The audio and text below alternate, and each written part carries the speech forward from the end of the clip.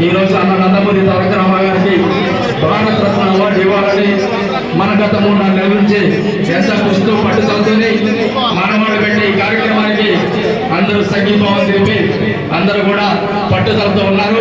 ఈ యొక్క కార్యక్రమాలు ఆ రోజున పార్లమెంట్ లో ఎన్టీ రామారావు విగ్రహం పెట్టడానికి కృషి చేసిన మహానుభావులు కూడా ఈ వేదికలో ఉన్నారు. మనం భవిష్యత్తులో అన్నగారి యొక్క ఆశయాలు కట్టుబడి మన యొక్క కార్యకర్తలందరూ కూడా ఈ రోజు తెలుగుదేశం కార్యకర్తలు ఒక కట్టుదిట్టంతో ఒక నిబద్ధతతో ఎన్టీఆర్ యొక్క ఆశయాలతో బలమైన పార్టీగా ఖమ్మం జిల్లాలో తెలుగుదేశం పార్టీ ఉంది. ఏ పార్టీ అయినా ఈ రోజు అధికారంలో రావాలంటే ఖచ్చితంగా ఈ తెలుగుదేశం పార్టీ యొక్క అవసరం అనేది కూడా అన్ని పార్టీలు గుర్తించాల్సిన అవసరం ఉంది.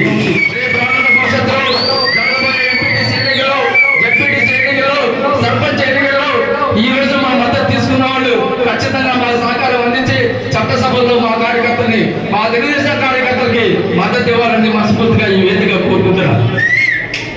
అదేవిధంగా రేపు జరగబోయే ఎన్నికల్లో మనం కూడా ఒక నిబద్ధతతోని పార్టీ ఆశయాల మేరకు ఆ రోజు ఇక్కడ నారా చంద్రబాబు నాయుడు గారు ఏది ఆదేశిస్తే ఆ ఆదేశానికి కట్టుబడి ఉంటాం. అది జిల్లా పార్టీ అధ్యక్షులు వారి ఆదేశాలు అట్లుంటే ముందు చరిత్రలో జరుగుతుంది.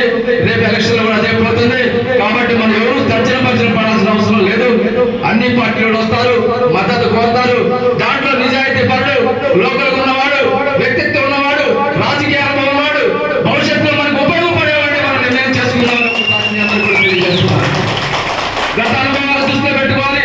ఇలా రాజకీయాలకు వస్తున్నారు, స్వార్థం కోసం, పంపం కోసం రోజుకు ఒక పార్టీ మాడుకుంటూ 33 రకాలుగా ఉండి అనుభవాలు రాజకీయ నాయకులు ఈ జిల్లాలో తయారని చెప్తున్నారు. తెలుగుదేశం పార్టీ నుంచే ప్రతి పార్టీలో ఉన్న నాయకులు మొత్తం కూడా మన సమాజంలో తయారైన వ్యక్తులే ఒకసారి మీకు గుర్తు చేస్తున్నారు.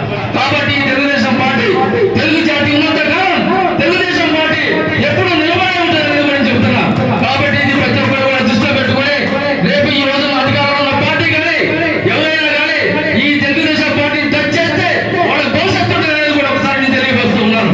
కాబట్టి మనం ఒక నిర్ణయం తీసుకునే ఆసనమైంది. ఈ రోజు ఖచ్చితంగా మనం ఒక నిర్ణయం తీసుకోవాలి. తీసుకున్న ముందు మనం వేసే ఓటుకి ఆ ఓటుకు తగ్గ వ్యక్తిని మనం ఎన్నుకోవాల్సిన అవసరం ఎంతైనా ఉంది.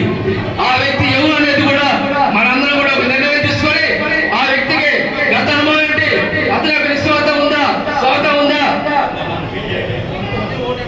అవన్నీ కూడా నిర్ధారణ చేసుకొని మనం ఈ రోజున మన యొక్క సంఘీభావాన్ని కోటానికి ఇచ్చేసిన రామారాయ సారి కృతజ్ఞత తెలియజేస్తూ భవిష్యత్ కాలంలో మనందరి నిర్ణయానికి మనం కట్టుబడి ఉండి పార్టీని ముందుకు తీసుకుపోతామని ఈ కార్యక్రమాన్ని ఉద్దేశించి పెద్దలు గౌరవనీయులు మా రామారాయ గారిని మాట్లాడవలసిందిగా కూర్చున్నాం.